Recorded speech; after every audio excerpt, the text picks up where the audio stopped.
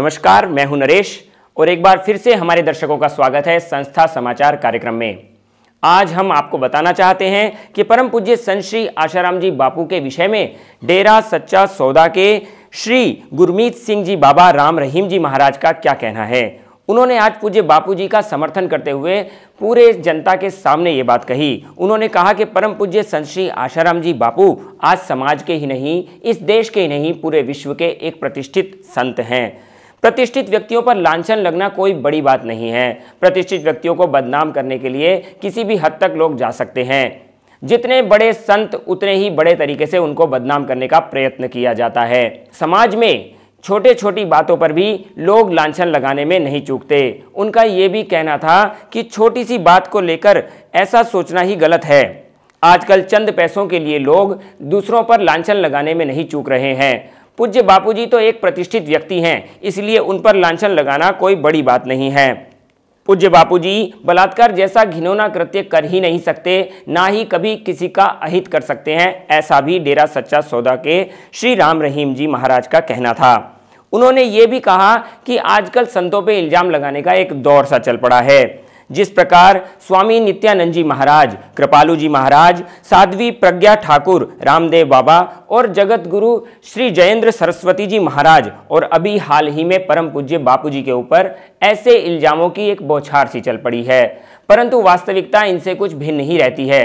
कृपालू जी महाराज पर भी यह आरोप लगा था कि उन्होंने भी किसी लड़की के साथ छेड़छाड़ का मामला आया था, परंतु कृपालू जी महाराज भी उससे निर्दोष बाहर आए।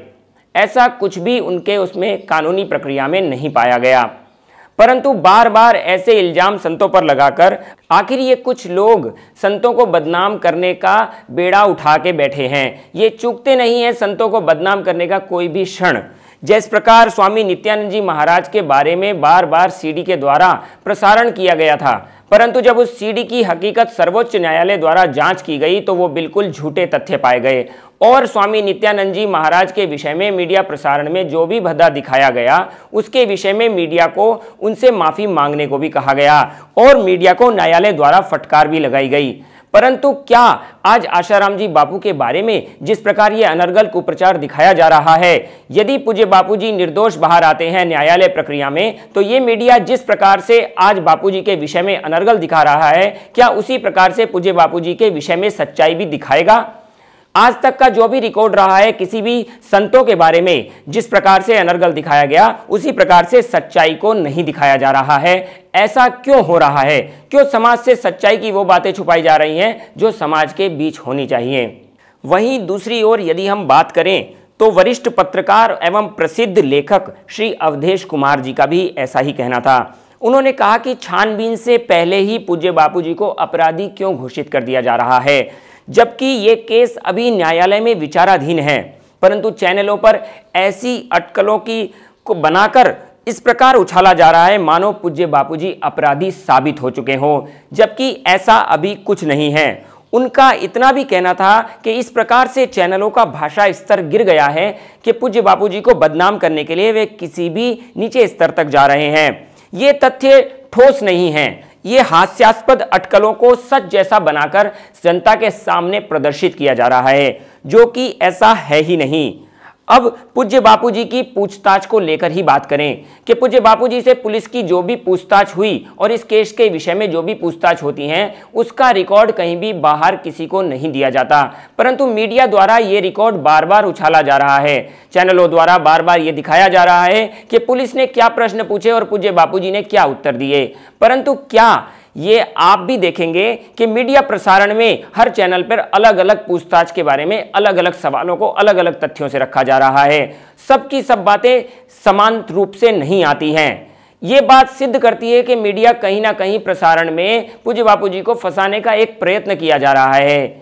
मीडिया के द्वारा हो या प्रसारण माध्यमों के द्वारा हो या फिर उन लोगों के द्वारा हो जो कि चंद पैसों के लिए पूज्य बापूजी पर इल्जाम लगाने के लिए तुल पड़ते हैं। वास्तव में ये लोगों की सच्चाई इससे अलग ही है। जिस प्रकार से अभी राहुल नाम का एक व्यक्ति पूज्य बापूजी पर बारंबार चेहरा ढांककर इल्जाम लगाने का प्रयत्न कर रहा है, वो व्यक्ति स्वयं ही 4 महीने जेल जाकर आ चुका है। उस व्यक्ति को पुलिस के द्वारा यूपी में अरेस्ट किया गया था महिला से छेड़छाड़ के मामले में। महिला से छेड़छाड़ के मामले में जो व्यक्ति स्वयं महिलाओं से छेड़छाड़ करता है और महिलाओं का अभद्र व्यवहार करके महिलाओं का अपमान करता है, वो पूज्य बापूजी पर लांछन लगाए, इसमें कोई बड़ी बात नहीं है। पूज्य बापूजी जैसे संतों के द्वारा तो समाज का सदा कल्याण और उद्धार ही होता रहा है, परंतु पूज्य बापूजी को यह फंसाने का एक षड्यंत्र है, ऐसा भी अवधेश कुमार जी का कहना था कि न्याय प्रक्रिया अभी विचाराधीन है, न्याय प्रक्रिया पर मीडिया को हस्तक्षेप नहीं करना चाहिए, न्यायालय और पुलिस की भूमिका को न्यायालय को ही निभाने दें, मीडिया को उसमें हस्तक्षेप न करें। उन्होंने ये भी कहा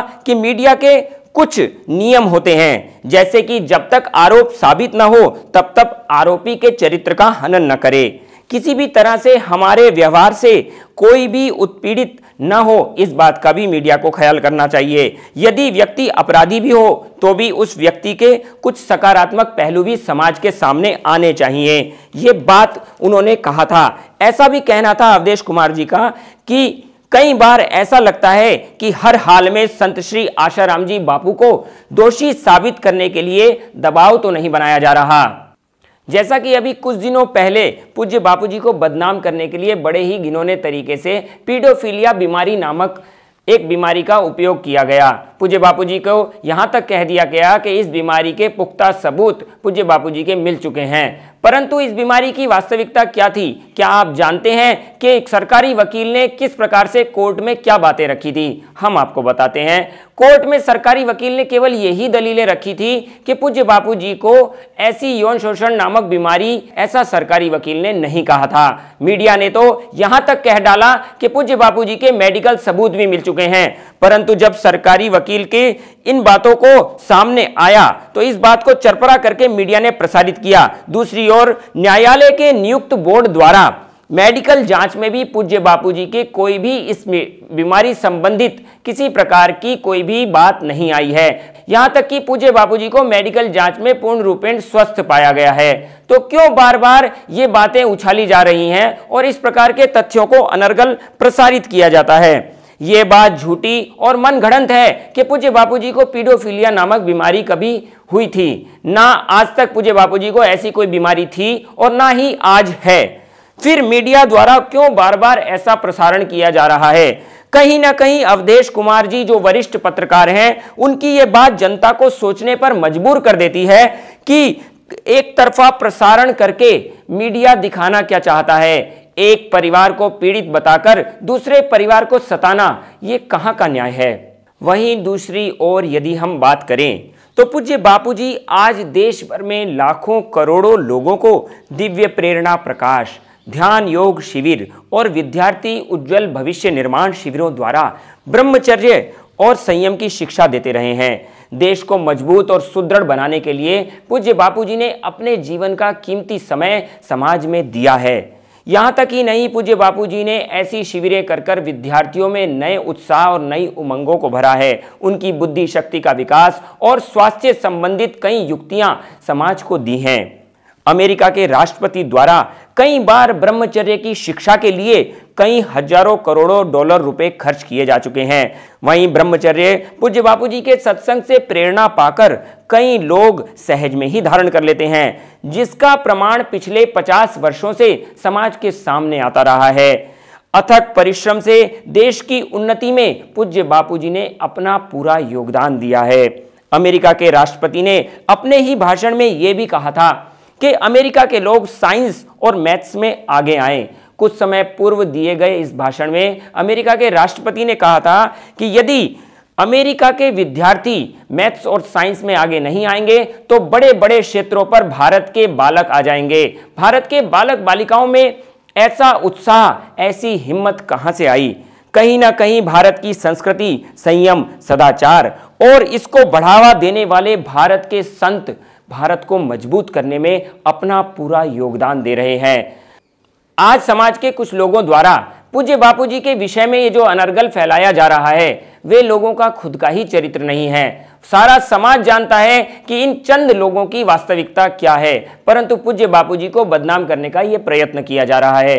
पूज्य बापूजी देश की सुदृढ़, समृद्ध और सक्षम बनाने में नित्य क्रियरत हैं। पूज्य बापूजी के द्वारा किए जा रहे कार्य आज जनता ही नहीं, सारा समाज, सारा विश्व जानता है कि पूज्य बापूजी द्वारा कैसे हमारे देश को उन्नत और सुदृढ़ बनाया जा रहा है। इस बात का प्रमाण, प्रत्यक्ष उदाहरण आपको तब भी मिलेगा कि मुस्लिम संप्रदाय के भुट्टो खान जी नामक व्यक्ति भी पूज्य बापूजी के समर्थन में हैं। उनका कहना है कि जिन्होंने पूज्य बापूजी हिंदुओं के ही नहीं, हमारे भी कामिल मुर्शिद हैं। उन्होंने ये भी कहा कि जिन्हें ऐसे फकीर मिल जाएं, उनकी तो सहज में ही रूह रूहानियत से एकाकार हो जाती है।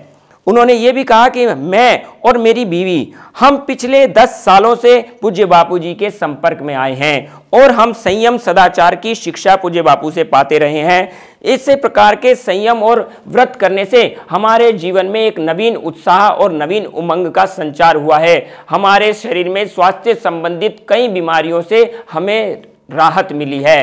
पूज्य बापूजी द्वारा सिखाए जा रहे प्रयोगों और संयम की शिक्षा से हमारे जीवन में काफी खुशहाली आई है। उनका कहना, उन्होंने केवल कहा ही नहीं, संस्था को ये बात लिख कर भी दी है और मीडिया चैनल पर भी उन्होंने इस बात को स्वीकार किया है। आप देख सकते हैं वो कॉपी जो उन्होंने आश्रम को लिख कर भी दी है। उन्होंने ये भी कहा कि हम पति पत्नी के जीवन में व्रत और संयम आया है, उसके बाद हमारी तबीयत में भी काफी तब्दीली हुई है। ये बात मेरी ही नहीं, पूज्य बापूजी के करोड़ों करोड़ों भक्तों की भी है और देश की तमाम जनता की भी है कि पूज्य बापूजी किस प्रकार समाज का कल्याण कर रहे हैं। आज वो बोले कि मेरा ही नहीं, जनता का भी और बापू के करोड़ों भक्तों का भी ये मन है कि ऐसे समाज और देशोत्थान की सेवा करने वाले पूज्य बापूजी जल्द से जल्द हमारे बीच होने चाहिए। अब हम जनता से ये बात रखना चाहते हैं कि आप स्वयं ही देखें, जिनके खुद के चरित्र का भी कोई ठिकाना नहीं है, जिनका खुद का चरित्रहीन है, वो स्वयं पूज्य बापूजी पर चरित्र हनन का आरोप कैसे लगा सकते हैं। जो लोग स्वयं ही कई केसों में चल रहे हैं, जिनके ऊपर कई केस भी दर्ज हैं, कानूनी प्रक्रिया के तहत कई बार वो जेल भी जा चुके हैं, ऐसे व्यक्ति यदि पूज्य बापूजी जैसे शुद्ध एवं पवित्र संत पर आरोप लगाते हैं तो उसका क्या प्रमाण हो सकता है। आप जानने का प्रयत्न अवश्य करें। ये भी जानिए कि वास्तविकता क्या है। खबरों को तटस्थ होकर देखें और वास्तविकता में तटस्थता से जब आप देखेंगे तो सच्चाई आपके सामने आएगी। वहीं हम पिछले कई वर्षों से चले आ रहे यदि दिवाली की शिविरों की बात करें तो इस बार भी हर वर्ष की तरह दिवाली पर विद्यार्थी उत्थान शिविर का कार्यक्रम आश्रम में रखा गया है। जिस प्रकार हमने आपको पहले भी बताया कि इस विद्यार्थी शिविरों द्वारा विद्यार्थियों को कई लाभ हुए हैं, जिसमें कि हमने आपको अजय मिश्रा और तांशु जैसे कई उदाहरण भी दिए, जिनको मुख्यमंत्री श्री शीला दीक्षित द्वारा पुरस्कृत भी किया जा चुका है। कई बार मुख्यमंत्रियों, प्रधानमंत्रियों द्वारा भी हमारे विद्यार्थी पुरस्कृत हो चुके हैं। इस संस्था द्वारा किए जा रहे कार्यों की सराहना राष्ट्रपति, मुख्यमंत्री, प्रधानमंत्री तथा शिक्षा मंत्रियों द्वारा कई बार की जा चुकी है। यहाँ पर प्रोत्साहन लेटर भी दिए गए हैं जो कि पूज्य बापूजी की संस्थाएं अच्छे कार्य कर रही हैं। इस विषय में राष्ट्रपति जी ने भी कई बार हमारा उत्साहवर्धन किया है। आज हम बात करें उस शिविर की जो कि अहमदाबाद आश्रम में पिछले 3 दिनों से चल रहा है। इस शिविर में भी आए विद्यार्थियों को गजब के अनुभव हो रहे हैं। आज पूज्य बापूजी भले इस शिविर में हमारे बीच नहीं हैं, परंतु विद्यार्थियों को जप, अनुष्ठान, ध्यान, योग, संयम व सदाचार की शिक्षा दी जा रही है और इन विद्यार्थियों को किस प्रकार के अनोखे अनुभवों का एहसास हो रहा है, आप देखिए उन विद्यार्थियों के मुख से ही। मेरे को पूज्य बापूजी से कई कुछ सीखने को मिला है, जैसे कि मैंने यहाँ आकर बहुत सारे प्राणायाम सीखे, बहुत सारी योगिक क्रियाएं सीखी और बहुत कुछ और जो मेरे जीवन में ऐसा परिवर्तन लाया कि मेरे माता पिता, मेरे सगे संबंधी और मेरे आसपास के पड़ोसी भी देखने लगे कि हाँ, पहले ये लड़की कैसी थी और अब ये लड़की कैसे बदल गई। पहले मैं अपने माता पिता को जवाब देती थी, कभी किसी के साथ लड़ाई करने लगती थी, कभी भी कुछ भी बोल देती थी, लेकिन बापूजी के सत्संग में बापूजी ने जैसे हमें सिखाया कि हमें क्या करना है और क्या नहीं करना है, उससे मुझे बहुत कुछ सीखने को मिला। जैसे कि कब हमें अपने माता पिता का आदर करना चाहिए, हमें माता पिता का आदर करना चाहिए, माता पिता को प्रणाम करना चाहिए, हमें सबका सब कुछ विचार के, जैसे हम खुद के लिए मांगते हैं कि हमें सब प्यार दें, वैसे हमें भी दूसरों से प्यार करना चाहिए। जो भी मैंने आज अब तक जो सुना है बापूजी के, ये कृपा जो बापूजी बरस रही है बरसों के ऊपर, वो कुछ कम नहीं है। जो फिर भी लेकिन जो कुछ लोगों को लगता है कि बापूजी गलत कर रहे हैं, लेकिन फिर भी उनके मन में मतलब कुछ अलग ही है, मतलब उनके बारे में बुरा सोचते हैं बहुत से लोग। लेकिन मुझे नहीं लगता कि बापूजी ऐसा करते हैं, क्योंकि ऐसे बहुत से मैं देखे हैं ऐसे चमत्कार जो लोगों अपने उनके शिष्य के जीवनों में हो रहे हैं। दीक्षा लेने से पहले मेरा जीवन ऐसा था कि दूसरों से झगड़ना, लड़ना, जलना, लेकिन बापूजी से जब भी मैंने दीक्षा ली तब भी मेरे अंदर इतना परिवर्तन आ गया कि तब से मैंने माता पिता को रोज़ प्रणाम करती थी और सरस्वती मंत्र लेने के बाद मेरा हर वर्ष स्कूल में फर्स्ट रिजल्ट आता है। आज बापूजी का ये संकल्प है कि भारत को विश्व गुरु बनाना, और ये संकल्प उनके बच्चे ही पूरा करेंगे, हम ही पूरा करेंगे और भारत को विश्व गुरु पद पर जरूर पहुंचाएंगे। ये हमारा संकल्प है और वो हम पूरा करके ही रहेंगे। पूज्य बापूजी के विषय में जो सच्चाई हम आपके सामने रखते हैं, जो भी खंडन हम आपको बताते हैं, इस विषय की और अधिक जानकारियां आप ashram.org आश्रम की ऑथेंटिक वेबसाइट से भी ले सकते हैं, तथा सोशल मीडिया के द्वारा भी हम पूज्य बापूजी की सच्चाइयों का प्रसारण कर रहे हैं। इन खंडनों का प्रसारण आप देख सकते हैं फेसबुक, ट्विटर, व्हाट्सएप तथा www.ashram.org पर। यहाँ तक ही हमारे इन समाचारों के द्वारा हम समाज के सामने सच रखने का पूरा प्रयास कर रहे हैं। आज हम जनता के सामने ये बातें रख रहे हैं जो कि मीडिया में प्रसारित नहीं हो रही। सच से जुड़ी खबरें अभी और भी हैं। जुड़े रहें आप हमारे इस कार्यक्रम से, संस्था समाचार में। नमस्कार।